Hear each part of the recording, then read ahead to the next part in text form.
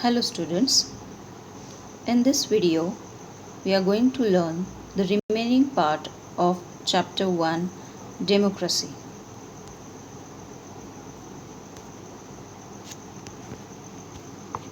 The remaining key features of democracy are equality and justice, separation of power. Equality and justice. Right to equality prohibits discrimination based on any grounds. This has helped to overcome many social evils like untouchability and caste system. To bring about further equality in society, the Constitution makes special provisions for the advancement of specially educationally backward classes, scheduled castes, and scheduled tribes by providing reservation of posts for them. Separation of power. India follows a parliamentary system of government. The government comprises the three branches, that is legislative, executive, judiciary. The parliament is the legislative. The parliament consists of the president and the two houses, the lower house that we call the Lok Sabha and the upper house that we call the Rajya Sabha. Lok Sabha, the house of the people, is directly elected by the people. These elected members are called the members of the parliament.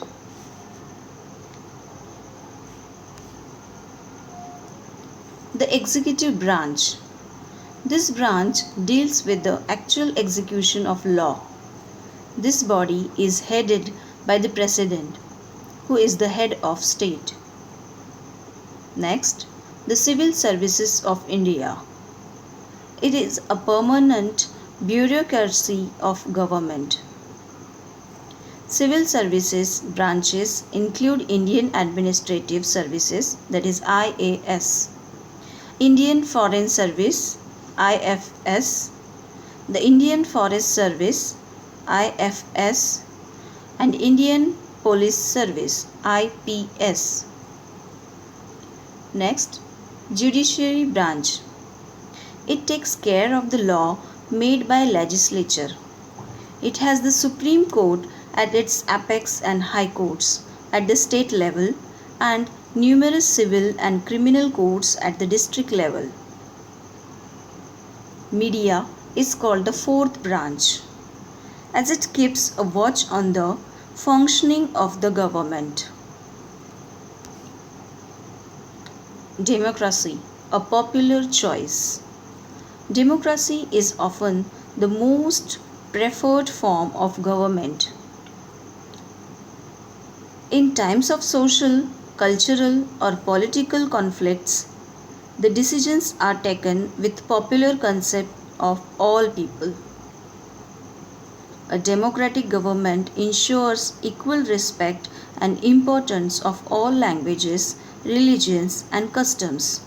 So, we learn to be more tolerant and broad-minded towards the differences that exist among us. Challenges to democracy. There are few challenges in front of the democracy, that is tendencies to separate out, unemployment, terrorism, illiteracy, corruption, and the population explosion. These are the challenges to democracy. To summarize, the former British Prime Minister Sir Winston Churchill,